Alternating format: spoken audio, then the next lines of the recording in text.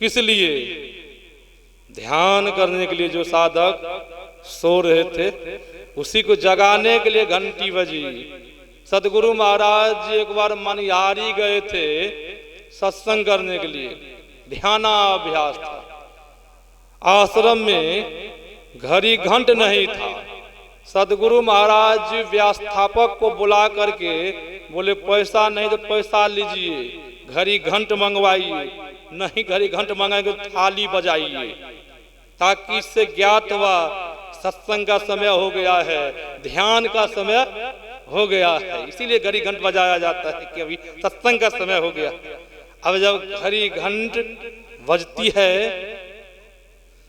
तो भिक्षु जगदीश काश्यप के मन में हुआ कि रात्रि तो होता है सोने के लिए, इस समय घंटी बज रही है, किस लिए घंटी बजी है? कुछ ही क्षण में जगदीश काश्यप देखा जितने श्रद्धालु लोग सत्संगी लोग आए थे सब उठ करके नल के पास जाते हैं, मुंह हाथ धोते हैं, पंच स्नान करते हैं, सब आते हैं, आसनी बिछा के ध्यान में बैठ गए। 3 बजा पूर्ण घंटी बज गई। फिर घंटी बजी, फिर जगदीश काश्यप दोबारा फिर घंटी बजी है, किस लिए घंटी? देखा भिक्षु जगदीश काश्यप सब श्रद्धालु लोग ध्यान में बैठ गए। अब भिक्षु जगदीश काश्यप के मन में हो रहा है इस समय महर्षि जी क्या कर रहे हैं?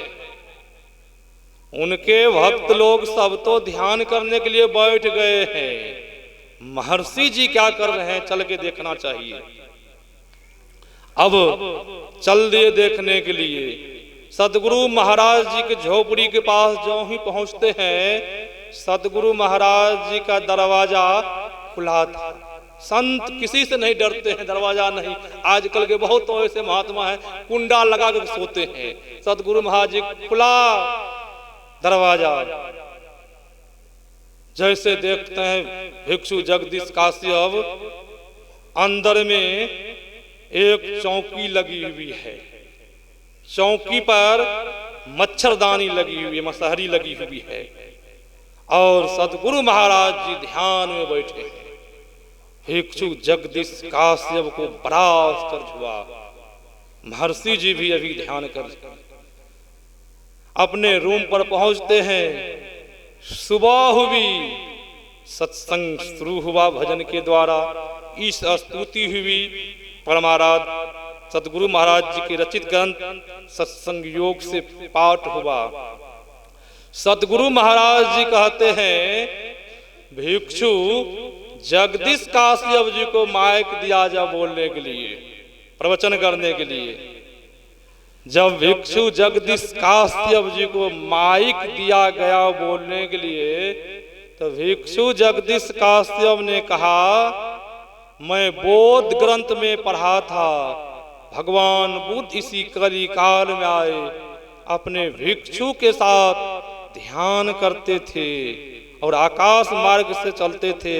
आज तो इस पवित्र मंच पर मुझे लग रहा है भगवान बुद्ध ही बैठे हुए हैं, भगवान बुद्ध ही विराजमान है, ऐसे मुझे लग रहा। और इतना तक ही नहीं, भिक्षु जगदीश काश्यप सतगुरु महाराज जी से दीक्षा भी लेकर के उनके शिष्यवत ग्रहण किए, शिष्य भी बन गए।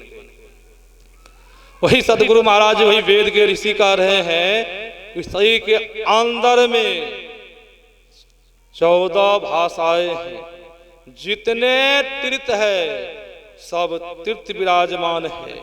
संत महापुरुष उपनिषद ग्रंथ को पढ़ेंगे, संत के चरण से 68 तीर्थ की धारा बहती है, 1-2 तीर्थ नहीं। जो कोई संत के चरण में पहुंच जाते हैं तो उनका परम कल्याण होना निश्चित है, परम कल्याण होना निश्चित है जो कोई पहुंच जाते हैं।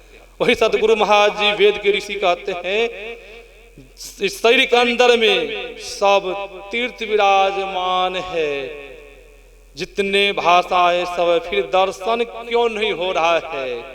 सच्चे सदगुरु बहुतों को नहीं मिला है जीवन में, इसीलिए दर्शन नहीं हो रहा है। और जिनको दर्शन नहीं हुआ उनके लिए गोस्वामी जी महाराज ने कहा, सो प्रत दुख पावई सिर धुनी धुनी पचताई, काल ही कर वही ईश्वर ही मिथ्या दोष लगाई। तब क्या करना होगा, अंत समय में मिथ्या झूठा दोष किनको लगाएंगे? ईश्वर को, काल को, कर्म को, ईश्वर को दोष लगाएंगे। तो कुछ मिलने वाला है? दोष लगाने से कुछ मिलेगा? नहीं मिलेगा। अब चलिए कहाँ हम सुना रहे थे, कागभूषण जी महाराज गरुड़ जी महाराज को सुना रहे थे। अब कागभूषण जी महाराज कह रहे, हे पक्षीराज गरुड़, इस शरीर के अंदर में 3 सीढ़ी है।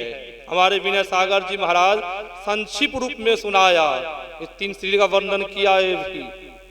अब कागभूषण जी महाराज कह रहे, हे गरुड़, इस शरीर के अंदर में 3 सीढ़ी है।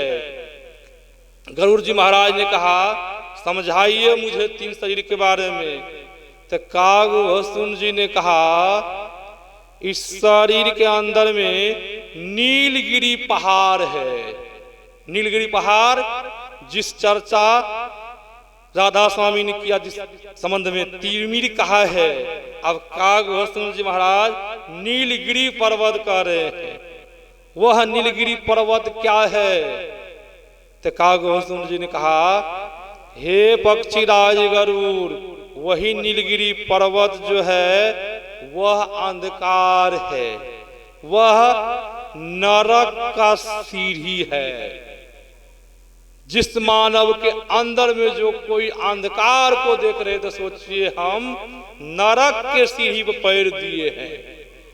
फिर कागभूषण जी ने कहा, हे पक्षीराज गरुड़, इस शरीर के अंदर में प्रकाश है।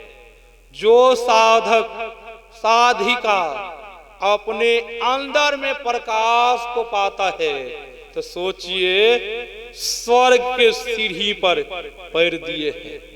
स्वर्ग के सीढ़ी पर उनका पैर है। उनका शरीर जब छूट जाएगा तो वह आदमी स्वर्ग में जाएगा।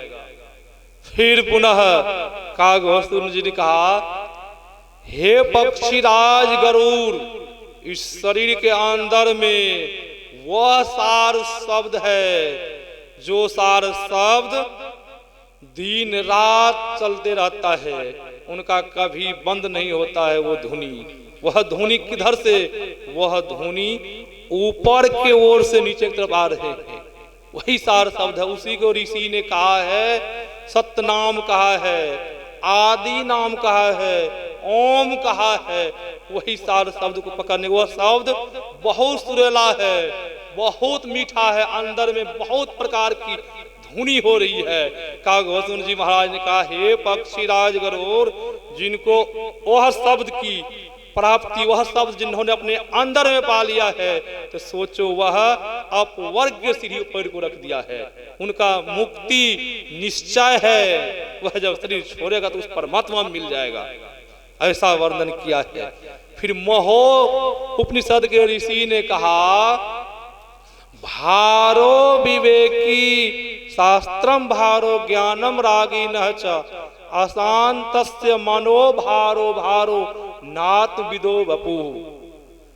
मोहो उपनिषद के ऋषि ने कहा, अविवेकी के लिए शास्त्र भार है, रागी के लिए ज्ञान भार है, अशांत मनुष्य के लिए मन भार है, जो आत्म ज्ञानी नहीं है उनके लिए शरीर भार है, जो अपना आप को नहीं पहचाना उनके लिए शरीर भार है, जो भजन नहीं करता है उनके लिए शरीर भार है। रागी किनको कहा? रागी वह तो लोग खाने पीने वाले हैं ना, उनको देखिए खाने में ज्यादा अच्छा लगता है, उनको भजन नहीं सुहाता है, वही आदमी रागी है। जो अविवेकी है, जो अभी जिनको ज्ञान नहीं है शास्त्र पान क्या, तो वो शास्त्र पान पढ़ सकता है? वो नहीं पढ़ सकता है। जो अपना आप को नहीं पहचाना, संत महापुरुष ने कहा, जो अपना आप को पहचान लिया वो सबों को पहचान लिया। जो अपना आप को नहीं पहचाना वो किसी को नहीं पहचाना। अपना आप किनको पहचाना? संत महापुरुष ने कहा मिट्टी से सूक्ष्म जल है, जल से सूक्ष्म अग्नि है, अग्नि से सूक्ष्म हवा है, हवा से सूक्ष्म आकाश है, आकाश से सूक्ष्म गुरु का मंत्र है, गुरु के मंत्र से सूक्ष्म आत्मा है। जिन्होंने अपनी आत्मा को पहचान लिया वह परमात्मा को पहचान लिया। किनके द्वारा पहचानेंगे? सत्संग के द्वारा पहचानेंगे, गुरु के द्वारा पहचानेंगे, तब अपना आप का ज्ञान होगा। हम शरीर है कि हम इसमें रहने वाले हैं। अभी तो हम आप शरीर को ही अपना आप समझ लेते हैं। इस शरीर हम नहीं है, शरीर में रहने वाले हैं। जिस तरह हम आप वस्त्र पहनते हैं, वस्त्र जब पुराना हो जाता है, फट जाता है, तो इस वस्त्र को पुनः खोल देते हैं, नवा वस्त्र पहन लेते हैं। उसी प्रकार हम आप जीव है, शरीर को धारण करने वाले हैं। हम स्वयं शरीर नहीं है। अपना आप का ज्ञान होगा, अपना आप का ज्ञान होगा, यह लोक और परलोक का ज्ञान होगा। जब अपने अंदर में साधक चलता है। अभी हम लोगों को बैठक कहाँ है?